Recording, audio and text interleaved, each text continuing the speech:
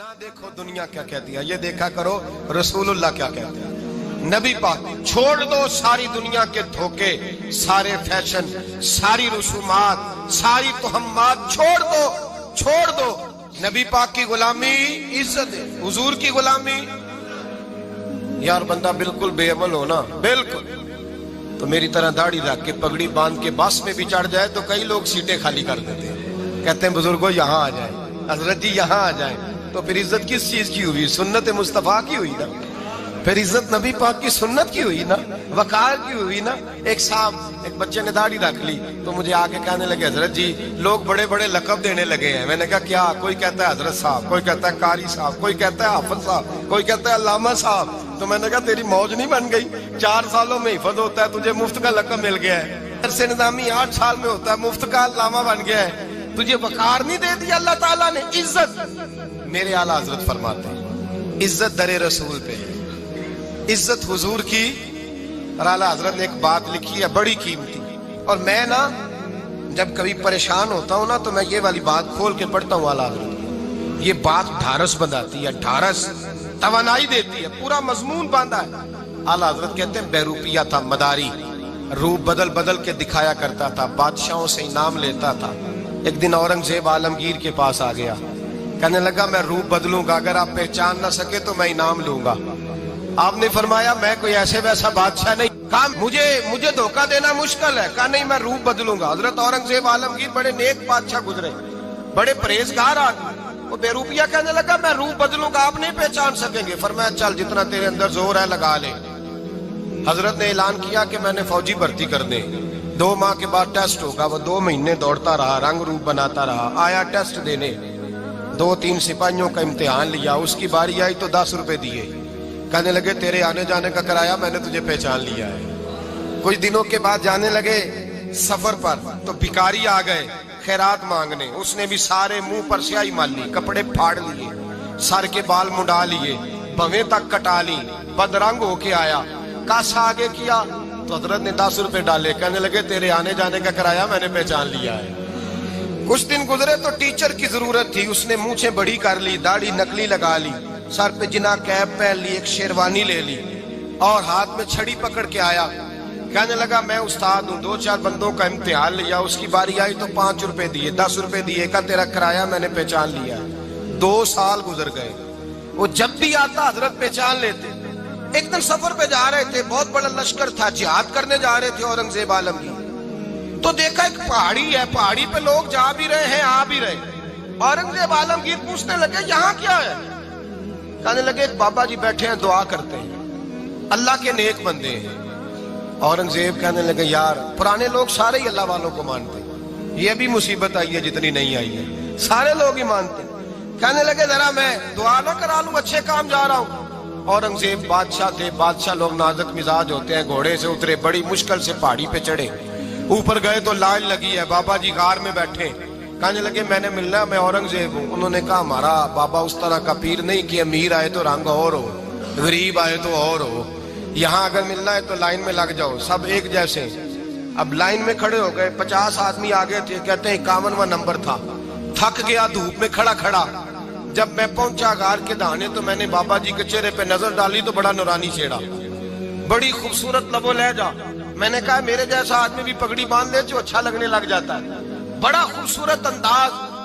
कहते हैं मैं उनके पास अत्ताहियात की हालत में बैठ गया। मैंने कहा हुजूर मैं जा रहा हूँ जिहाद करने, दुआ करना। बुजुर्गों ने हाथ उठाए, अल्लाह इसकी मदद फरमा, दीन को गलबा अता फरमा, इसे दीन का सच्चा पक्का सिपाही बना। फिर थपकी दी, 2-4 नसीहतें भी कर डाली, देखना जुल्म न करना, ज्यादती न करना, जब तू जीत न करना, गुरूर न करना, नसीहतें भी कर दी।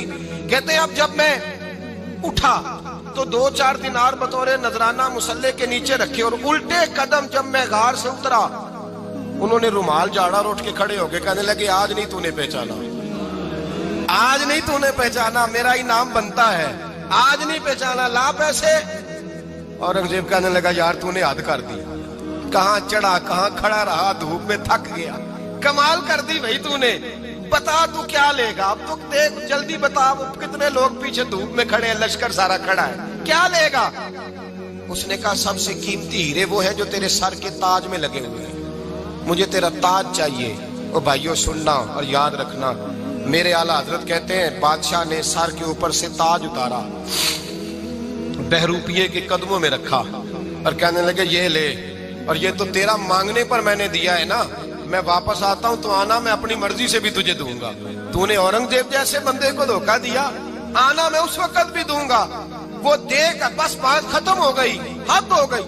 دے کر کہتے ہیں جب میں پلٹا نا واپس، بہروپیے نے آواز دی بادشاہ ٹھہر جا، تو میں نے پلٹ کے دیکھا تو کہنے لگے یہ اپنا تاج لے جا، اٹھا اور لے جا۔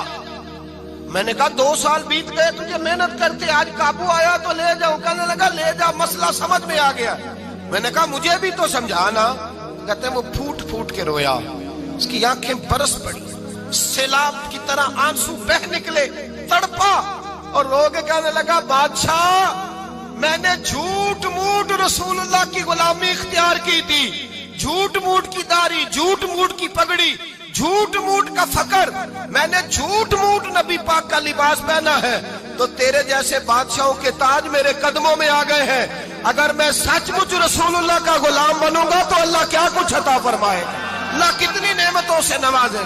میرے اعلیٰ کیا فرماتے ہیں؟ اعلیٰ حضرت فرماتے ہیں فرشتے بھی کرتے ہیں تعظیم میری۔ کون جی؟ اللہ ایسا عقیدہ بھی کم ملے گا جو بریلی کے امام کا عقیدہ ہے، ایسا بھی کم۔ کہتے ہیں فرشتے بھی کرتے ہیں تعظیم میری۔ کیوں؟ فرمانے لگے فدا ہو کے ان پر یہ عزت ملی ہے، فدا ہو کے ان پر یہ۔ حضرت سلمان فارسی گورنر تھے، کھانا کھا رہے تھے، دسترخوان بچھا تھا، رسول پاک صلی اللہ علیہ وسلم کا فرمان ہے روٹی کا لقمہ دسترخوان پہ گرے اٹھا کے کھا لو، اللہ تمہاری بخشش فرما دے گا۔ دسترخوان صاف ہوتا ہے، روٹی، بڑے گورنر تھے آپ، بڑے بڑے سفیر بیٹھے تھے، وزیر بیٹھے تھے، روٹی کا لقمہ گر گیا۔ آج تو لوگ فیشن میں عزت ڈھونڈتے ہیں نا، وقار ڈھونڈتے ہیں کہ میں جدید دنیا کے ساتھ مل جاؤں، میں معاذ اللہ لڑکی لڑکے اکٹھے بٹھا کے منگنی کروں تو میں ماڈرن شمار ہو جاؤں گا، میں بڑے بڑے ڈھول بجاؤں تو ماڈرن بنوں گا، میں اگر مہندی پہ سارے تماشے کر ڈالوں تو میں ماڈرن ہوں۔ دیکھو عزت کس بات میں۔ حضرت سلمان فارسی روٹی کھا رہے تھے، سفیر وزیر نہ جانے بڑے بڑے لوگ بیٹھے تھے، کھانا کھاتے کھاتے لقمہ گرا دسترخوان پہ، حضرت سلمان فارسی نے سمیٹا، منہ میں رکھا، پھر انگلی مار کے دسترخوان صاف کیا۔ ایک صحابی کان میں کہنے لگے سلمان کیا کر رہے ہو، کیا کر، آپ گورنر ہے، سوچئے تو صحیح، یہ لوگ کیا کہیں گے دنیا دار کے مسلمانوں کو روٹی نہیں ملتی، اٹھا اٹھا کے کھا رہے۔ کان میں بات کی، کان میں۔ حضرت سلمان فارسی کان میں جواب دے سکتے تھے، کہہ سکتے تھے نہیں ایسے ہی کرنا ہے، انہوں نے کان میں بات کی، لیکن جناب سلمان فارسی اعلیٰ اعلان بولے، کہنے لگے ان 4 5 6 دنیا داروں کے لیے میں اپنے نبی کا طریقہ چھوڑ دوں، اپنے رسول کی سنت چھوڑ دوں؟ یہ 4 5 دنیا دار دنیا کی طرف دیکھ کے میں مصطفیٰ سے منہ موڑ لوں؟ پھر جوش جذبات میں سر سے پگڑی اتار دی، رونے لگے۔ آپ فرمانے لگے میں مدینے کے بازاروں میں کھجوریں اتارتا تھا، نوکریاں کرتا تھا، یہ جو میرے سر پر عزت کے بال ہیں یہ محمد عربی کے اگائے ہوئے ہیں، رسول اللہ کے اگائے ہوئے ہیں۔ اور بھائیو حد ہو گئی۔ حضرت بلال رضی اللہ تعالیٰ، حضرت بلال آئے جناب عمر سے ملنے، کیسے وہ کسرا بھی آئے تو عمر خاطر میں نہ لائے، پر بلال حبشی دروازے پہ داخل ہوئے تو فاروق اعظم نے کرسی چھوڑ دی، ہاتھ باندھ کے کونے میں کھڑے ہو گئے، کالا رنگ ہے، نام بھی لکھنا نہیں جانتے، زمانے میں تعارف کوئی نہیں۔ حضرت عمر نے ہاتھ باندھا ہے، لوگ کہنے لگے عمر تو کیسے ہو، کسرا سے نہیں ڈرتا، یہ کون آ رہا ہے جس کے لیے تیرا اتنا استقبال ہے؟ حضرت عمر کہنے لگے چپ کر جاؤ، اس کی بات نہ کرنا، اسے آنے دو، اسے آنے دو، اس کی بات نہ چھیڑنا۔ حضرت سیدنا بلال آئے، کہنے لگے امیر المومنین کیا کر رہے ہو؟ فرمایا نہیں چپ کر یار، بازو پکڑا، اپنی کرسی پہ بٹھایا۔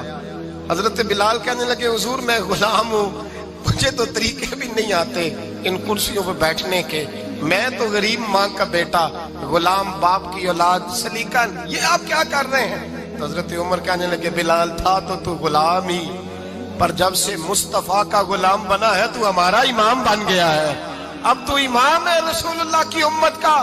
فرمایا وہ مجھے دن یاد ہے جب مکہ فتح ہوا تھا، بت ٹوٹ گئے تھے، بڑے بڑے سردار تھے، اور میرے نبی نے فرمایا بلال سے کہو کعبے کی چھت پہ چڑھ کے اذان دے۔ تو لوگوں نے کہا حضور یہ سارے جل گئے ہیں، کسی اور کی ڈیوٹی لگا دیں۔ حضور نے فرمایا چپ کرو، بدر میں مار کھا کے اذان پڑے تو بلال، احد میں پتھر برسے اذان پڑے تو بلال، تپتے صحراؤں میں پڑے تو بلال، ہر جگہ مار کھائے تو بلال۔ اور آج اگر اللہ نے عزت دی ہے تو میں لوگوں کو دیکھ کے بلال کو عزت نہ دوں؟ میں بتانا چاہتا ہوں کہ رسول اللہ کی غلامی میں عزت ہے۔ فرمایا کوئی اوپر نہیں چڑھے گا، ابو بکر بھی نیچے، عمر بھی نیچے، عثمان و علی، طلحہ اور زبیر بھی نیچے۔ آج یہ حبشی غلام کعبے کی چھت پہ چڑھے گا اور میں دنیا کو بتاؤں گا کہ اصل عزت اسی کے پاس ہوتی ہے جو رسول اللہ کا غلام ہوا کرتا ہے۔